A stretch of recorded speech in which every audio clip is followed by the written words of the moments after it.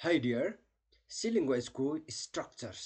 एकदम इम्पोर्टेन्ट कुनै पनि भ्यूले यो एकदम इम्पोर्टेन्ट पार्ट हो है सिलिङ्गवेजमा र त्यसमा पनि ग्रेड 12को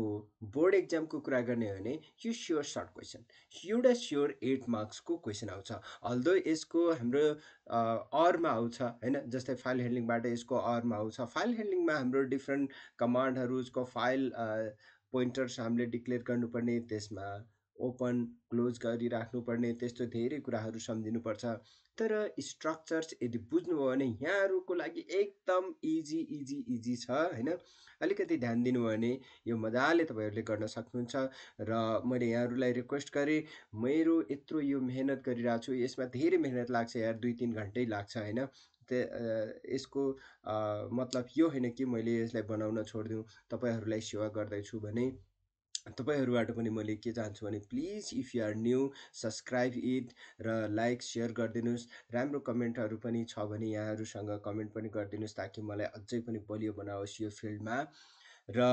फटाफट अगाडि बढौँ यो भिडियोमा हामीले डेटा स्ट्रक्चर्स को कुरा गर्दाखेरि डेटा टाइप्सको कुरा गर्दाखेरि primary data type secondary data टाइप्सहरू कुरा गरिसकेका छौँ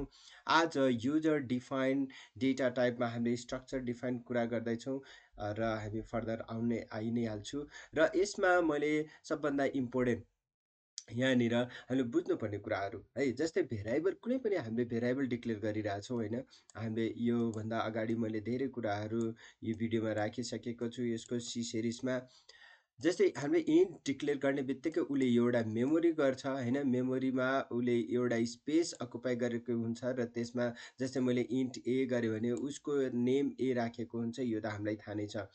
यसै गरेर हामीले जस्तै मलाई कुनै पनि स्टुडेन्ट्स मैले यहाँनिर let's take the detail of students एकजना स्टुडेन्ट्सको धेरै हाम्रो एट्रिब्युट्सहरू हुनसक्छ उसको रोल हुनसक्छ नेम हुनसक्छ एज हुनसक्छ मार्क्सहरू हुनसक्छ होइन कन्ट्याक्टहरू हुनसक्छ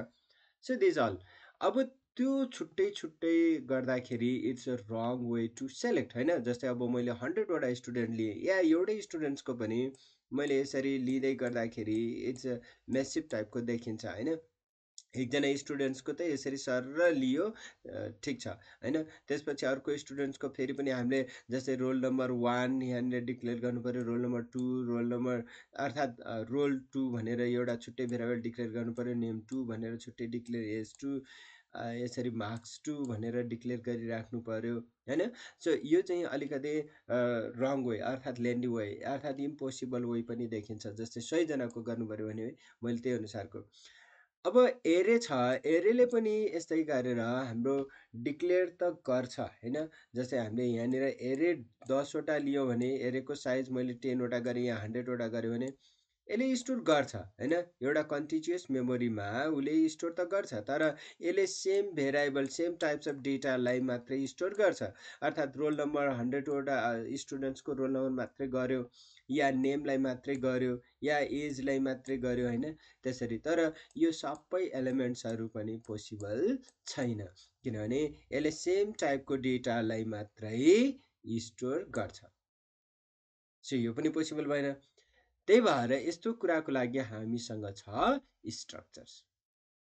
अब यो स्ट्रक्चर्स हेर्नु है स्ट्रक्चर जब हामीले युज गर्छौँ स्ट्रक्चरले के भन्छ भने can be define as single entity हेर्नुहोस् है holding variable single entity holding variable that has the different data types जस्तै यहाँनिर इन्ट छ क्यारेक्टर छ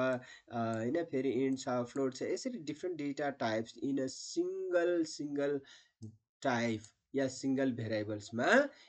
यसले स्टोर गर्छ so and they are logically related एउटै रिलेटेड जस्तै एउटै स्टुडेन्टको यो सबै चाहियो यो पनि चाहियो होइन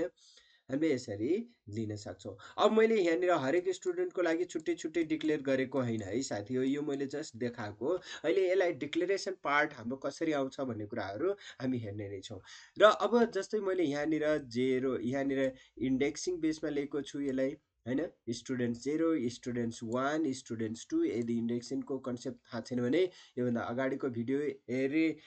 रिलेटेड भिडियोहरू मैले धेरै राखिसकेको छु त्यो हेर्नुहोस् प्लिज त्यो कन्सेप्ट चाहिँ आउनुपर्छ र यसरी हामीले यसलाई अगाडि बढाउन सक्छौँ। र जब हामी स्ट्रक्चर युज गर्छौँ ओन्ली वान टाइम हामीले स्ट्रक्चर्समा यसरी डिक्लेयर गर्नुपर्छ। हेर्नुहोस् है, हामीले एकपटकको यसको मेम्बर एज अ मेम्बर जुन कम्पोनेन्ट्सहरू हुन् यसलाई हामीले एलिमेन्ट्स पनि भन्छौँ होइन, मेम्बर्स पनि भन्छौँ। यी एलिमेन्ट्सहरू यी कम्पोनेन्ट्सहरू यी मेम्बर्सहरूलाई एकपटक हामीले स्ट्रक्चर्स बेसमा डिक्लेयर गरिसकेपछि हाम्रो यहाँनिर भेराइबल जस्तै मैले यहाँनिर यस1 यस2 भेराइबल मैले दुईवटा भेराइबललाई डिक्लेयर गरेको छु र यही भेराइबल बेसमा मैले हरेकको छुट्टै छुट्टै यो एउटा एकजना स्टुडेन्ट्सको हामीले यसरी राख्न सक्छौँ, अर्को स्टुडेन्ट्सको यहाँनिर यसरी राख्न सक्छौँ, हामीले यसरी छुट्टै छुट्टै राख्न सक्छौँ र यसैले हामीले कल गर्न सक्छौँ। यो त मैले प्रोग्राममा छुट्टै देखाइ नै हाल्छु होइन। सो यसरी हामीले प्रोग्राम डिक्लेयर गर्छौँ र यहाँहरूलाई कस्तो लागिरहेको छ मैले फेरि पनि रिक्वेस्ट गरेँ, please suggest with some good comments होइन, लाइक सेयर गर्नुहोस्, न्यू हुनुहुन्छ सब्सक्राइब गर्नुहोस्। See you in next video. Thank you.